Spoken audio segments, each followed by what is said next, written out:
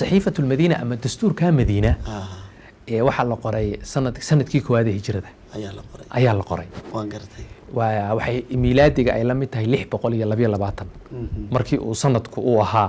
ayaa la sanadka nabigu soo hijrooday waa sanadka koowaad ba oo biluba u dhaxeeya bishay ahayd iyo halka aad looma sugin laakiin sanadka koowaad ee hijrada in la qoray waa intii hawshu socotay ayaa la qoray waxa xusida mudan ahmiyada uu leeyahay marka ahmiyada uu leeyahay waxa weeyaan waa dastuurka qoran ee ugu qadiimsan ee caalamka laga hayo dastuur dawlad iyo maamul lagu aasaasay oo qoran oo taariikhda leeg jira oo taariikhda oo qoran oo ilaa hadda aynu hayno waa ka ugu qadiimsan ee caalamka ugu qadiimsan waa weeyaan dabcan dad badan oo cilmi baarayaal ah oo arintaas waxa ka qoray ama muujina way jiraan nin muslim ahaayo la yiraahdo Dr. Maxamed Xamiidullah oo dhowr 10 sano ka hor geeriyooday Hindi ah ayaa qoraal ka qoray wuxuu isku dayay qodobadii dastuurkaasi uu ka koobnaa inuu u qodobeeyo sida qodobadan imika casriga ay u qodobayno isagoo eriyadooda bedelayn laakiin ma nambarayn karaan dabcan waxa ka horeeyay qolooyinkan mustashriqiinta loo yaqaano reer galbeedka ah ee wadamadan bariga arrimahooda baari jiray oo ayagu qodobayn ku bilaabay laakiin isagu 1941 ayuu qodobkaasi ayuu ka qoray 350 qodob ayuu ka sameeyay ayay noqdeen wuu nambariyay eriyada waxba ka mutaaban wuu nambariyay marka waa dastuurkii ugu qadiimsanaa ee qoran iyo ku magacaabayba 622 la qoro dastuurka caanka ah ee marka laga sheekaynayo fikirka siyaasadda ee adduunyada iyo dimuqraadiyadda iyo dokumentiga ay ku aasaasan yihiin ugu qadiimsan ee aad loo yaqaano ee la hay'ad taban xilliyo hore Atenis iyo laga sheekeeyay way jiraan laakiin kuwaas qoraallo weyn oo waafi ah oo laga helay ama faahfaahsan ma jiraan waa tan loo yaqaan wasiiqadan loo yaqaan Magna Carta boqortooyada Ingiriiska ayaa la hor la qoray waa markii boqortooyada ay ku kaceen qolooyinkii baroniska la oran jiray marka waa meesha awoodda boqorku isaga dadka lahaa marka awoodii boqorkaaba lagu soo yareynayay markaas dadka waxa la siinayay madaxdana waxooga xuquuqa la siiyay dadkana sidii hore loo yardhaamayay marka wasiiqadaas Magna Carta la yiraahdaa adduunyada casriga ah waa wasiiqada reer galbeedku ugu qadiimsan ee uguna faahfaahsan ee ku faanaan صحيفة المدينة اللي قرني كتب أي أحد يضو اللي بقولي لبي لو أتنبينو شاغني مغنا كارتنا كون لبا بقولي شاني طبنكي قرني سدح تبنات بلوغيس أي أحد دستور كعان كلام مرايكا اللي قرني أيو دحيس ها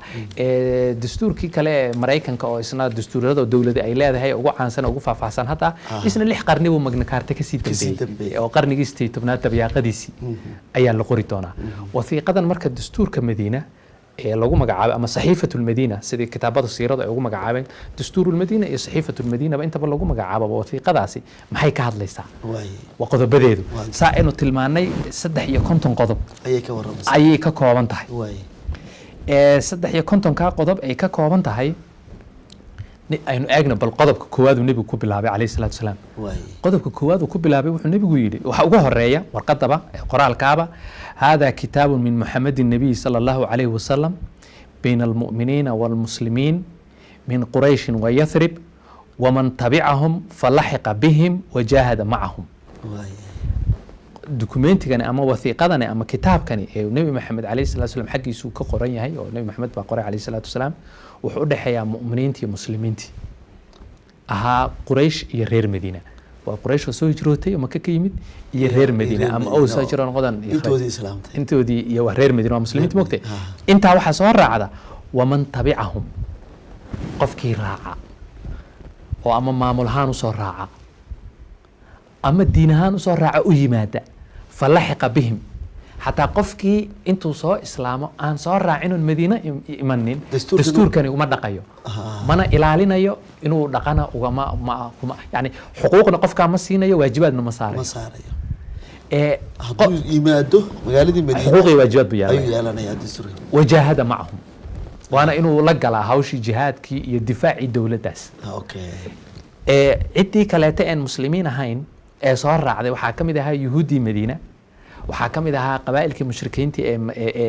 مدينة كنا أيقونا دستور كاسي قيب كيين أنت هسودن مركز قضب كلامات وحليه هي وقرال كيسيت وصعد مكتة innahum ummatun waaxida min duuni nnaas waa ummad keli ummad midaysan oo dadka iska xigta marka waa dawlad iyo muwaadiniinteedii marka dastuurku wuxuu sheegaya marka dawladani dadka muwaadiniinta u yihi waxa weeyaan qurayshtii soo hijrootay reer madiinihii nabiga rumeeyey reer madiinihii kale mushrikiintii intii ogolaatay ee raacday difaaca ka qayb gashay yuhuuddii deganeyd intii raacday ee ogolaatay ee difaaca ka qayb gashay intoodaasi waxay isku yihiin ummad dastuurkaasi maamulo qodob aad u qurux badan oo maanta dee dawladahan casriga in badan ku doodaanba weeyaanba waa qodobada ugu horeeya mabaadida asaasiga dastuuradu ay ka bilowdaan yani hadda dastuuradu markii la dejinayo waxaa laga bilaabaa mabaadida asaasiga waxa la sheegaa waxaa ka mid ah yaa muwaadiniina waxaa ka mid ah dhulka marka city state bay ahayd marka mogtay waxaa ka mid ah dabadeed baa wax kale loo sii gudbaa dastuurkaas marka waxyaabo uu xambaarsan yahay marka waxaa ka mid ah waxa weyn halkaa wuxuu ku dhismay waxaan la yidhahdaa social contract ilaa waa intii ogolaatay heshiis bulsho ayaa dhacay waana heshiiska dawladnimada casriga lafdhabarka waa heshiiska markii qarniga 18aad iyo la gaari doono qarniga 17aad iyo 18aad iyo filosofintii ka soo baxay Yurub ay qaada dhigi doonaan faahfaahin doonaan wuxuu sheegayaa heshiiskani ama wasiiqadani waxay tilmaamaysaa xuquuqda iyo waajibaadka ay leeyihiin ama waajibaadka saaran dadka meesha ku wada nool qolo iyo qabiil bay u sheegaysaa intii qabiil reer hebel way tilmaamaysaa intii isku diin ahayd yuhuudi reer hebel way tilmaamaysaa intii qolo walba xoogii way u sheegaysaa marka xuquuqdii iyo waajibaadkii way si faahfaahsan qodobadu ay uga waramayaan dastuurkaas waxa kale uu sheegaya oo faahfaahinaya oo wax ka dhigaya oo hagaya hab nololeedka Madiina see loogu wada noolaanaya qof baa qof dilay sidee makta ama diyada loo kala qaadanaya diyada yaa wada bixinaya tusaale ahaan reer hebel diyada way wada bixin jireen marka diyadoodii iyaga iska bixinaya ayaa tusaale ahaan qodobadii u sheegaysa qodobadii tilmaamay marka Madiina sidii loogu wada noolaan lahaa haddii la soo weeraro Madiina sidii loo wada difaacayo marka wada noolaashaas ayaa kamid ah qodobada kale uu sheegayo waxaa kamid ah hawlaha siyaasadda iyo difaaca xiriirka la leh mesela waxyaabaha wasiiqada ama dastuurkaas uu qoray waxaa kamid ah mar walbaba arrinta marka la soo sheego qolo walbaba xuquuqdeedii waajibaadkeena laga soo hadlo waxaa mar walba la qirayaa meesha loo soo noqonayo inay nabiga tahay calayhi salaatu wasalaam marjiciyadii iyo meeshii loo soo noqonayay inaan marna khalkhal iyo shaka iyo muran gelin ayaa mar walbaba la sheegaya waa qodob waxaa kaloo ku jirta waxaa loo kala sheegaya qolo walba wixii iyagu ay leeyihiin ay maamulanayaan iyo wixii ka dhaxeeya waxaa kaloo la sheegaya haddii magaalada Madiina la soo weeraro sida la isu difaacayo iyo waxyaabaha loo baahanayo ayaa la isu sheegaya iyaduna waa qodob kale oo muhiim ah oo meeshii ku jira asaguna marka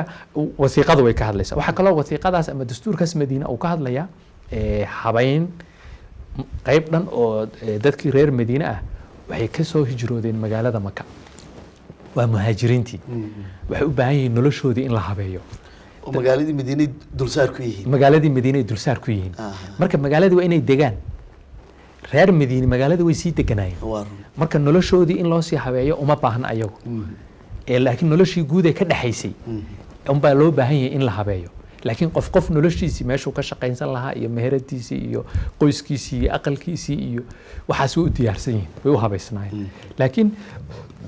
muhaajiriintan Maka ka yimid ee magaalada Madiina yimid qof ahaan meeshuu degi lahaa waa in loo habeeyaa noloshoodii waa in wax lala qabtaa magaalada ma yaqaanaan waa dhulka cusub dhulka ku cusub qaarkood way ku xanuunsan doonaan oo dhulku waa meelaha aadan dabeecadeedii cimilada aadan garanaynin way ka hor imanaysaa qaarkood dhulkoodii hilow bay u qaadi doonaan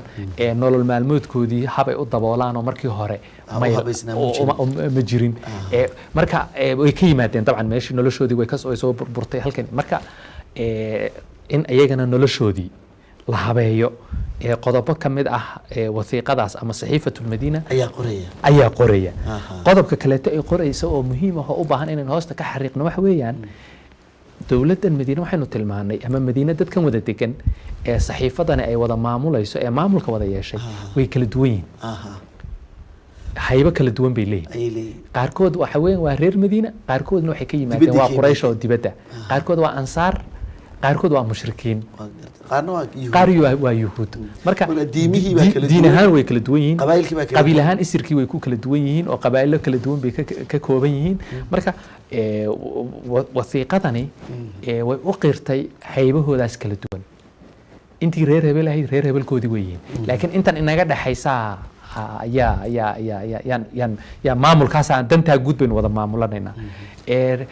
intii diinta lahayd ee reer masalan muslimiintii diintooda islaamka gaarkoodii way u jirtaa yuhuuddu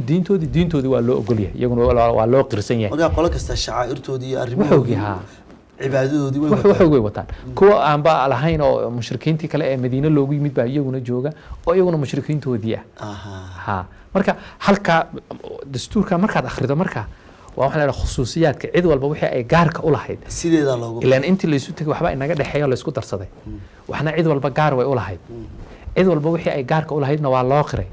wixii la isku darsaday ee ka dhaxeeyay dadka ee danta guud iyo maamulka guudna waa la wada qoray inuu nabigu calayhi salaatu wasalaam madax ka yahayna way qoran tahay qodob kasta markii la soo sheegana waxa lagu soo gunaanadaa inuu nabigu calayhi salaatu wasalaam wixii loogu noqonayo uu yahay marka wasiiqadu marka qodobada dastuuriga ah ayay aad u taabanaysaa marka